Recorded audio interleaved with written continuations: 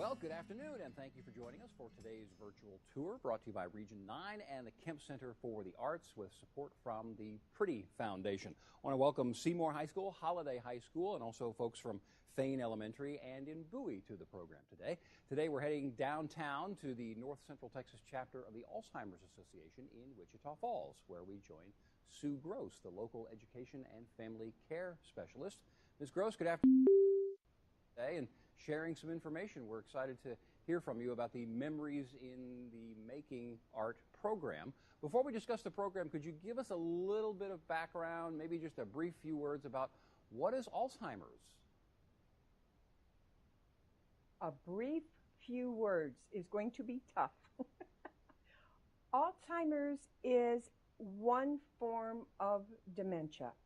And right now, we're going to use the person in the family who may have this disease. We're going to use grandma. If grandma is diagnosed with the dementia, there's 60 to 80% chance that it will be Alzheimer's. It is a progressive physical disease of the brain, and what it does is it takes people.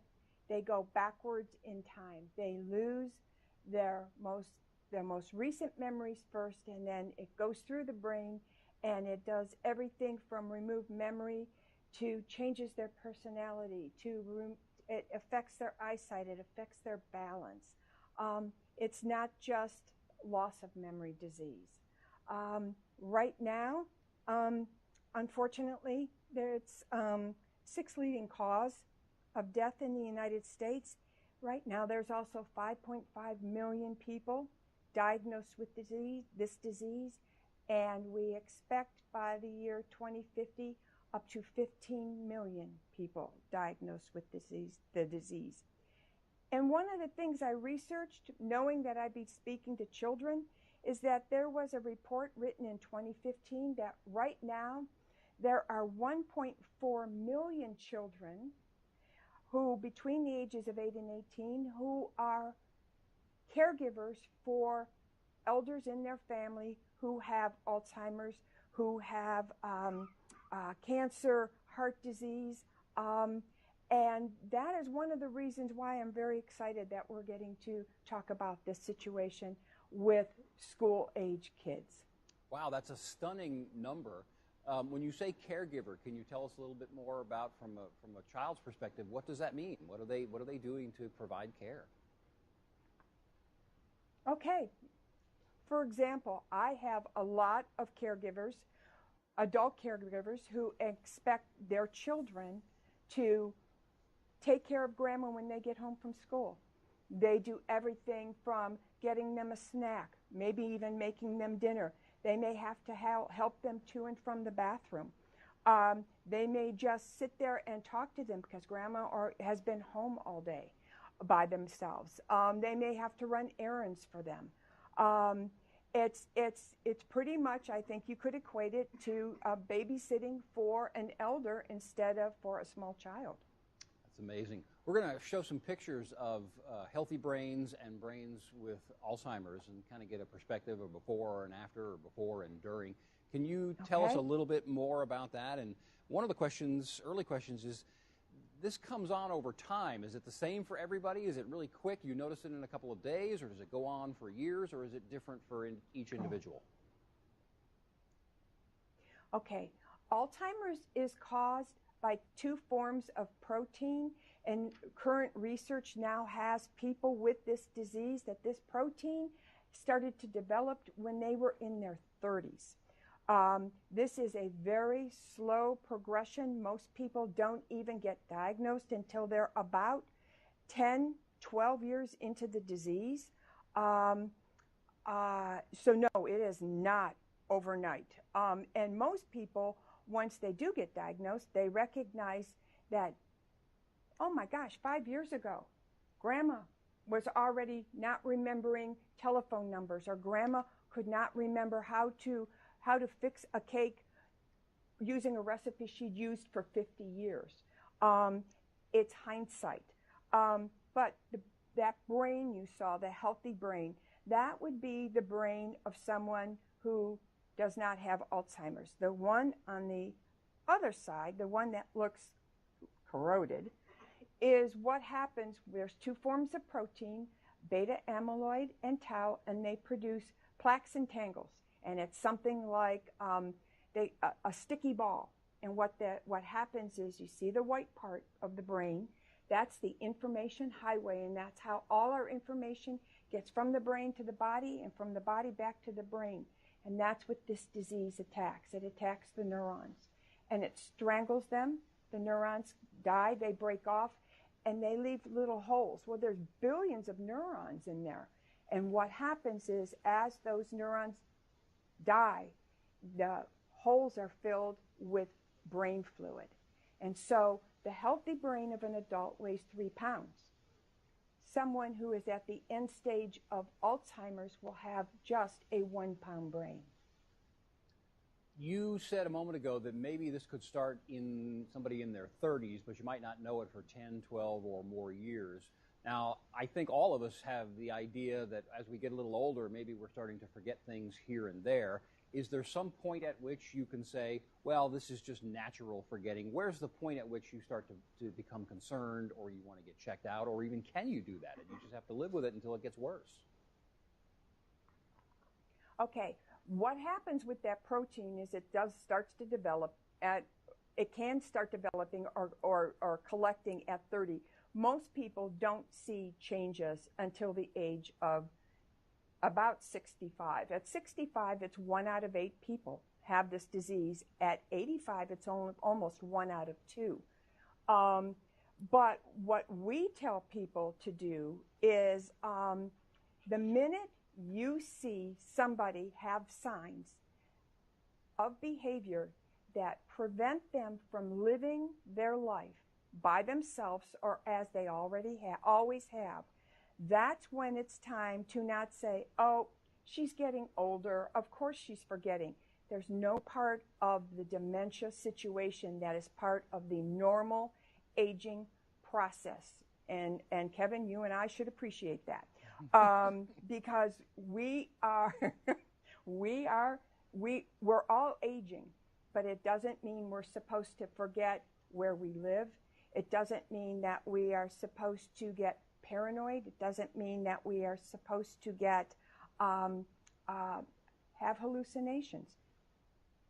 If this is happening, the first thing we tell people is get to a family doctor and get checked for possible reasons for especially memory loss that we can fix, because there's a lot of things that cause memory loss that we can fix. Is this protein detectable at all? And part of the reason I asked the question is I have been fascinated the last couple of years in the football head injury issue.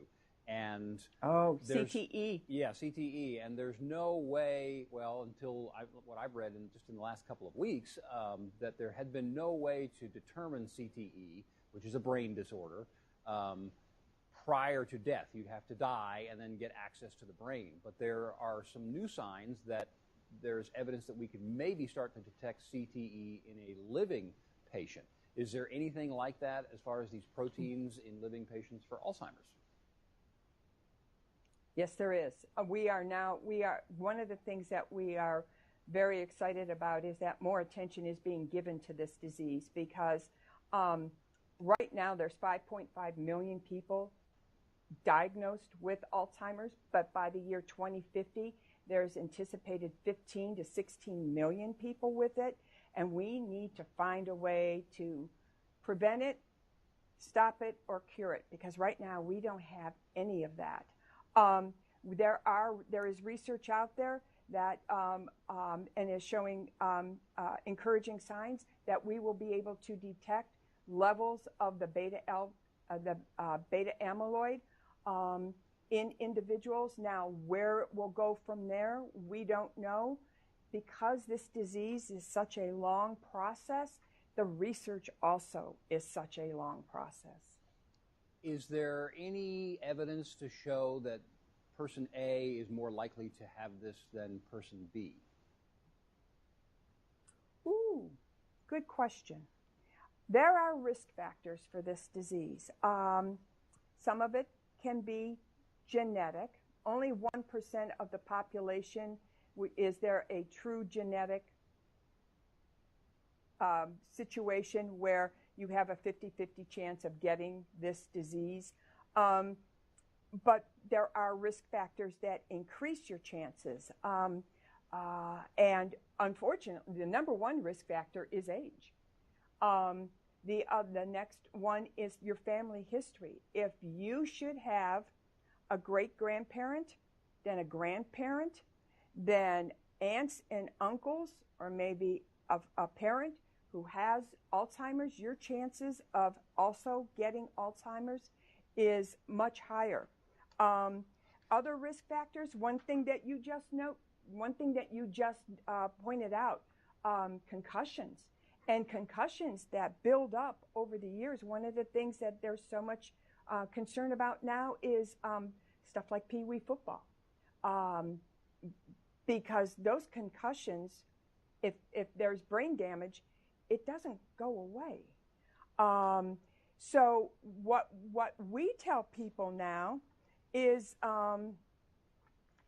if you are going to get this disease, there's a way to live your life to possibly or probably, not, we used to say possibly, probably put it off for up to almost 10 years. And it's those lifestyle choices that our cardiologists have been telling us to do for decades. Well, tell us what those are, because that was actually going to be my next question. You know, do I drink more water or fruit juice, or do I, what do I do? You're gonna love the first one. The first one is, we call, as a matter of fact, it's called 10 Ways to Love Your Brain. And the first one is, you have to exercise. You have to have regular cardiovascular exercise, because what feeds the brain? Blood. And if you're exercising, you're getting the blood from your feet to your brain. The next one is hitting the books. As a matter of fact, the more education you have, you have less of a risk factor for getting this disease, because it creates new neurons in the brain, and that's what this disease attacks. Don't smoke. That's the third one. Do everything cardiologists say to protect your heart. Know your numbers. Heads up, brain injury. We talked about that. You were right about the fruit juice. What we call it, fuel up right. Eat healthy and balanced diets. Now, this doesn't mean you can't have cake for their birthday party or indulge in Cheetos. What it means is that on an average day, half of your plate should be vegetables and and fruit, and the other half should be half protein and half carbs. The Mediterranean diet. Sleep is also really important. You can have, if you don't sleep well and you have a test the next day, your brain is fuzzy. There's a reason for that. That's because the brain cleans out all the junk in your brain at night when you sleep. And so the blood cleans it out. If you're not sleeping, the blood's not doing its job, you've got a problem. Mental health is very important. People, especially as we get older, people seem to think that it's okay for an older person to be depressed or to be anxious. Mental health is really important, because if you're depressed or anxious, your brain is compromised. And Alzheimer's is one of those diseases that loves a compromised brain. The other thing we tell people to do is to challenge and activate your mind. Puzzles are great, but for some people we say, no, you got to go past a puzzle. Go get a building kit that has all the pieces, or try to put together a desk. It challenges your brain in ways that doing a puzzle or sitting and doing crosswords is not going to do. And the last one is, especially for kids, get off the electronics, go outside with your friends and play. Socialization is huge. It is so important at all ages, especially for the elderly. The more isolated they get, the more depressed they get, the greater the chances of having cognitive challenges. Wow, that is all fascinating. Where do people find this copy or a copy of this 10 Ways to Love Your Brain? alz.org is our website, and you could spend a month on that website and just type in the search, 10 Ways to Love Your Brain. And very basic and not very different from what our cardiologist has been telling us forever. We threw in a few extras. Yeah, no, that's great. And you mentioned, I'm having a moment where I've forgotten. You mentioned exercise, and then you mentioned the puzzles. You know, puzzles is okay for somebody, but in other cases you would say, well, you need something a little bit more than a puzzle. And so I guess, does that apply to all of those things like exercise? Can I do the stationary bike? And if I do that versus a marathon, is the marathon helping more than just the bike? Does that make sense? Oh, you're talking about quantity versus... Yes. You do what you can do. And to tell you the truth, the limit of what doctors tell us is 30 minutes a day. That's not a marathon. No, that is a very small amount of exercising. That's good. Okay. So this is kind of embarrassing for people who get into this position. Why do we hide this? That's a really good question. There is still such a stigma attached to anything where a person changes mentally. All forms of dementia are caused by a physical situation, a physical disease. But there is a stigma. There's a lot of people who still believe that Alzheimer's and other forms of dementia, like vascular dementia and Lewy body, frontal temporal, that they are the same as mental illness. Not that anybody should have a stigma about somebody who is mentally ill either. But there's so many people who don't want the outside community to know that their family member has something wrong with their brain. And a lot of that is because they're not educated about dementia at all. So if there's an embarrassment component to it, I guess the message is really get over that. But is there any danger in not recognizing it and coming forth? Yes, we really, really promote early detection for these diseases. And so many families, when grandma starts putting her purse in the freezer, that starts going to church, and 3 hours later she's calling because she's in a different city and she doesn't know where she is and she can't come home. So many families go, oh, it was just one time and she'll never do it again. It's okay because we live in a small community, and somebody will find grandma and bring her home. These are not normal behaviors for anybody. And so we say, get to a doctor, find out if there's things that are causing this that we can fix. For example, sometimes they will have a urinary tract infection. Sometimes it'll be B12 deficiency, brain tumor. I know that sounds scary, but we can do something about brain tumors. It can be depression. It can be their thyroid doesn't function correctly. So we ask them to take grandma in, have her tested, do blood work, do pee in a cup, test everything. And so by process of elimination, we either go, oh, it's this. We can give her more of this. Or, oh my gosh, we need to have the thyroid checked. And if all of those check out okay, then we start with other assessments. We do have medication that will let them we try to keep them in that first stage longer, because that's when we are still making memories with them. That's when we can still have conversations. We can go out to dinner with them. As they progress farther in the disease, a lot of those things are no longer possible. So you mentioned, just as one example, all of a sudden grandma's putting her purse in the freezer. That kind of behavior is going to have an impact on the family. What kind of things should a family prepare for? What kind of things are they going to have to deal with? There are adjustments involved here in living with someone in this condition. Oh, there are, and I call it the pebble in the pond ripple. It overwhelms families. My job as obviously I educate on the disease, but I'm also a family care provider, and what I do is I'm like the conductor on this train because it's a journey. Most people, once they're diagnosed, that journey can be a full up to 6-8 years. And it is, nobody takes classes in caregiving for this disease. And oftentimes the caregivers themselves, if grandpa's the one taking care of grandma, you have an 86-year-old trying to take care of an 83-year-old.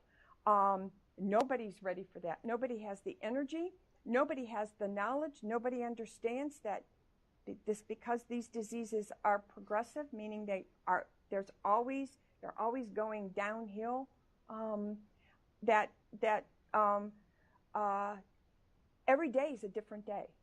So it is the most expensive disease to care for in this country. Last year, we spent $259 billion taking care of this disease, and that doesn't include what the 15 million family caregivers spent out of their own pockets. What are the top 3, 4, 5? So it affects everything. Yeah. What are the top 3, 4, 5 things that in the expense category?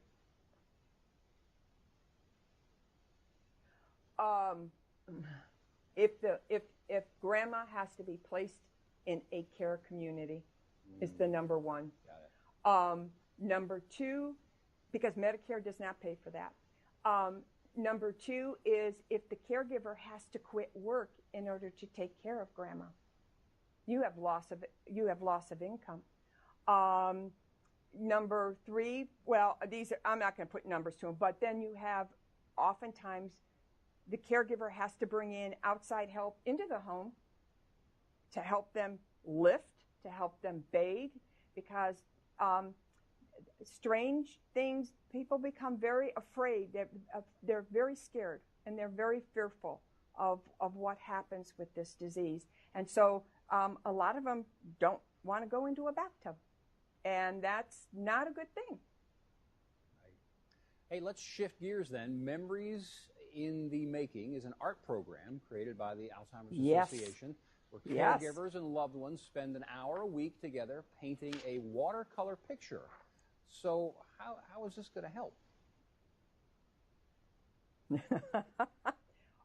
Remember, we talked about all those things that help with this. One of them is socialization.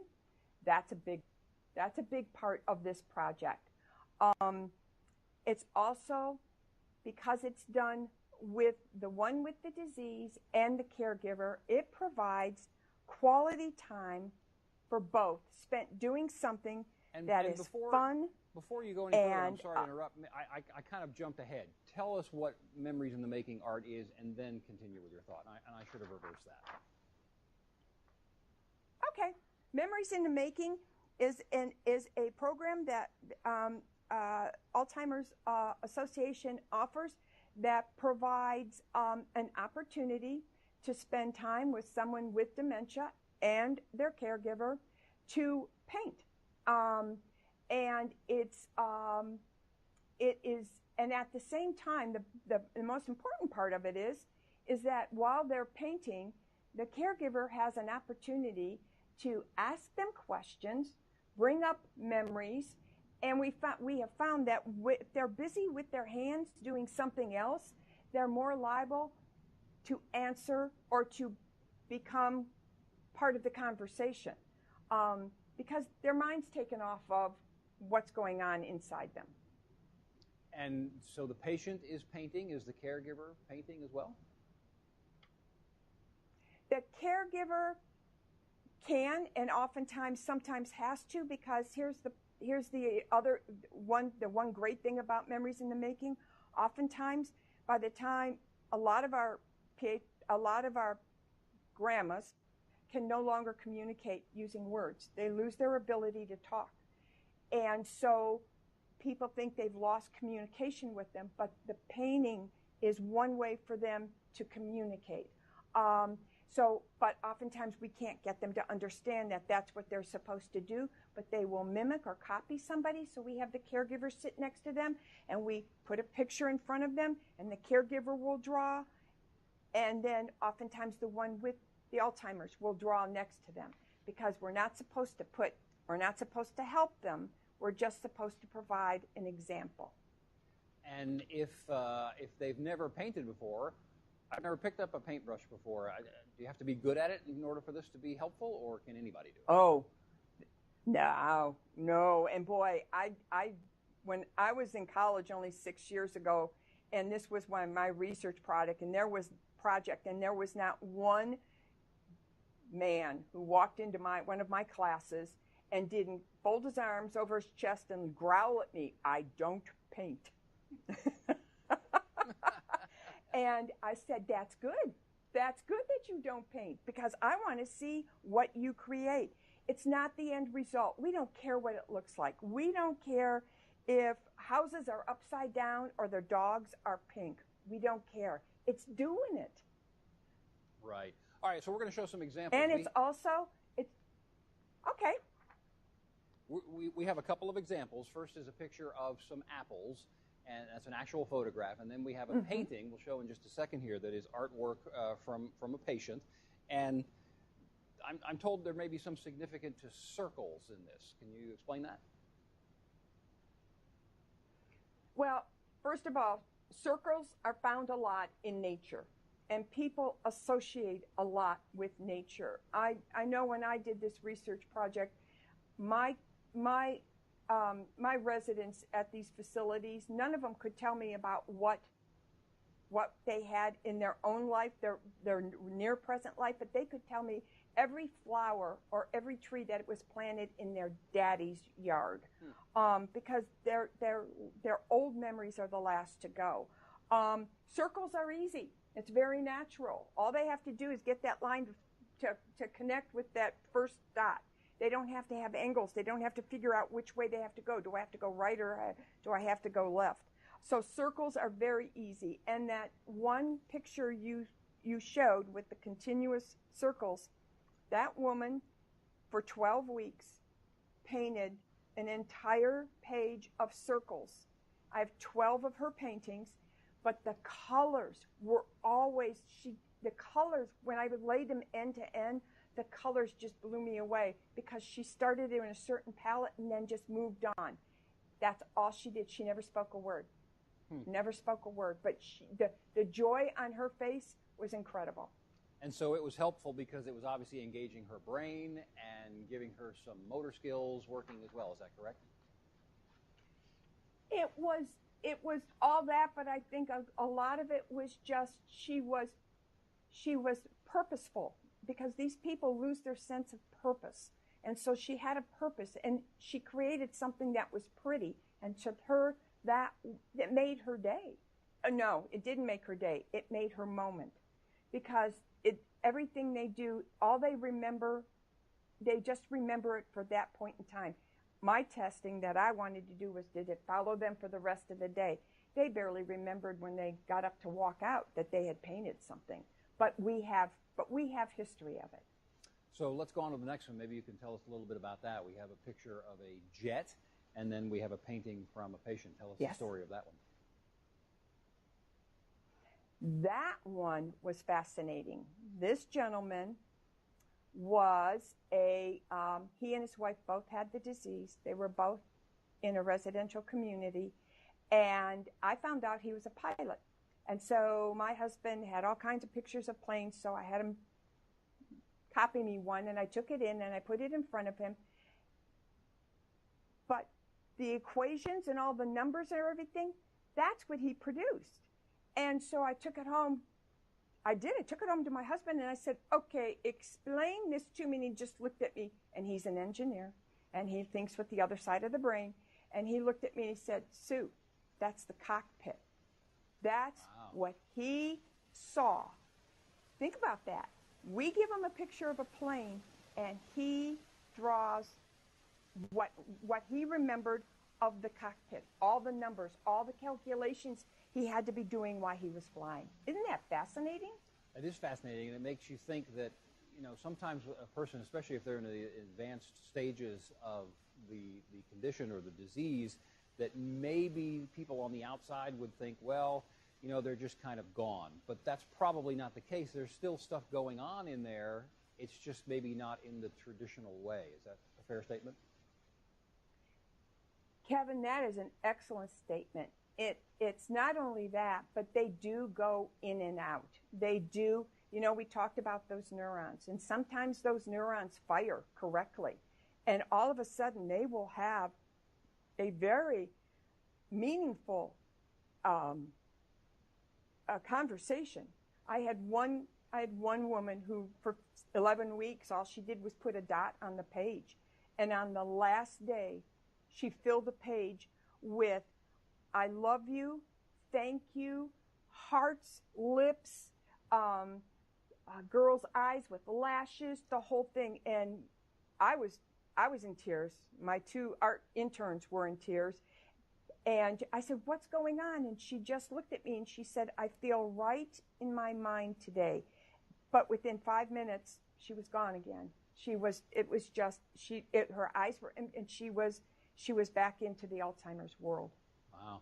You mentioned art interns. Who are those people? When I did research, I actually had two young women who were art interns at MSU who helped me do my research. Well, let's go on. We have one more set of pictures. And they knew what they were doing. We have one more set of pictures. We have some lovely picture of some grapes on a grapevine. And then the artwork from the patient is purple, and there's a suggestion of some grapes there. But my notes here say that I need to ask, what is the significance that this is all sort of squeezed over to the left-hand side of the page? Okay. The part of the brain that's affected the most and first by Alzheimer's is the left side of the brain. And the left side of the brain controls the right side of the body, the eyes, and all of that. So I'm just throwing this out here. So what this is that she may not even see the right side of the paper. Or she may not know that she can even get there. This disease also removes their peripheral vision, so they become very, it's like looking through a telescope. It's very small, so they don't recognize that. Wow, that's really curious and interesting at the same time.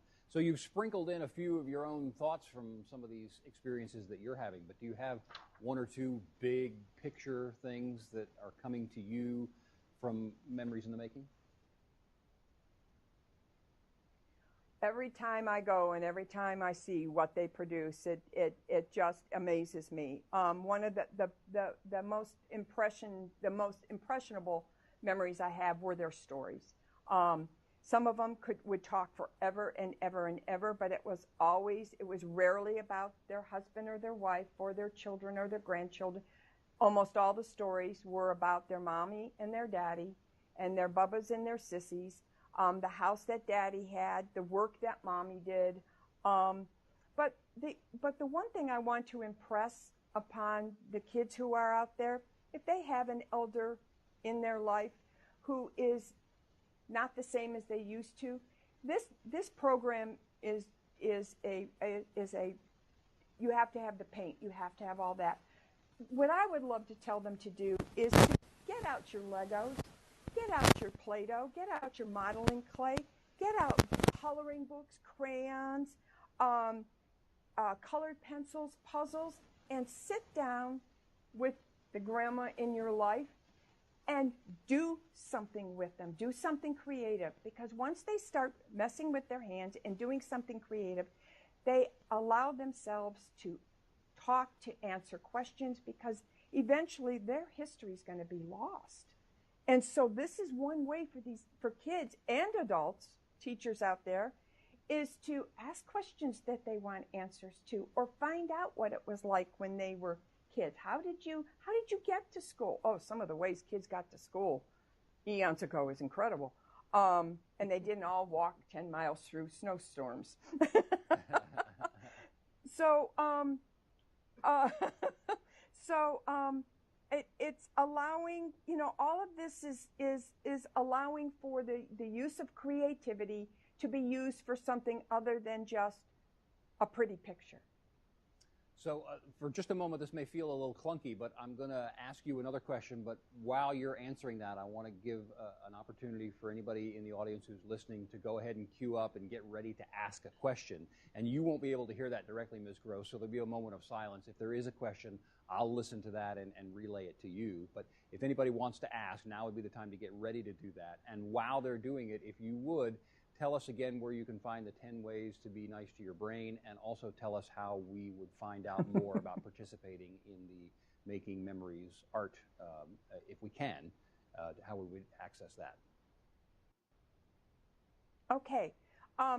If anybody out there goes to alz.org, you could spend a month on that website and not see everything. You can take a brain tour. You can you can get the basics of Alzheimer's, the 10 warning signs, how to take care of them, the legal issues, money issues, how to communicate, and definitely 10 ways to love your brain.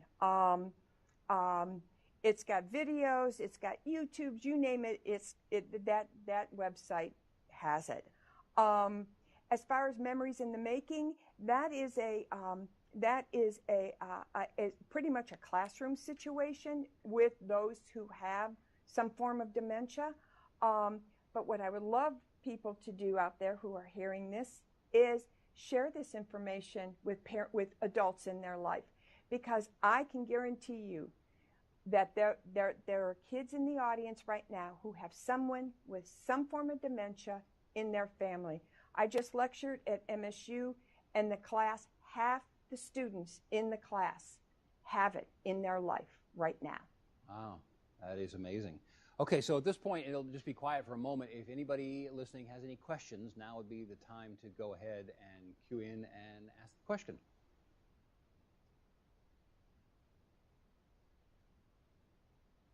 And we'll give just another moment in case anybody's having any technical difficulties.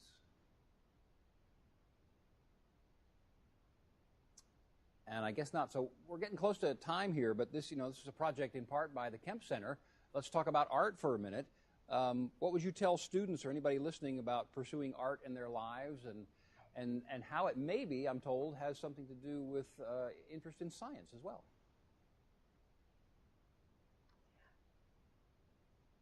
I think everybody should take an art class. I never took an art class in my life, and I became a professional stained glass artist, and I have work all over the world, but I never took an art class, and I always really thought I was missing something. I think it's really important because it allows you to see something from another point of view. If you have a science project and you have had experience in being creative, using the other side of your brain, you have such an edge on those who only see it as a science project. Now you have, oh, you know what? We can bring in this material. We can paint this, or we can model this with modeling clay, or we can. I mean, it just opens up the mind. And the other thing is, if you can paint or draw, you have the ability to take a large project and break it down into smaller, more workable pieces. And that's like, I'm sure a lot of you have heard about the elephant in the room. You can't eat that elephant in one bite. You have to take it little bites at a time. And there's a lot of science, there's a lot of math out there that you have to break it down into smaller pieces. And if you've been allowed to be creative in doing that, then you're comfortable with it. You don't have a problem with going, okay, we just have to work in smaller segments.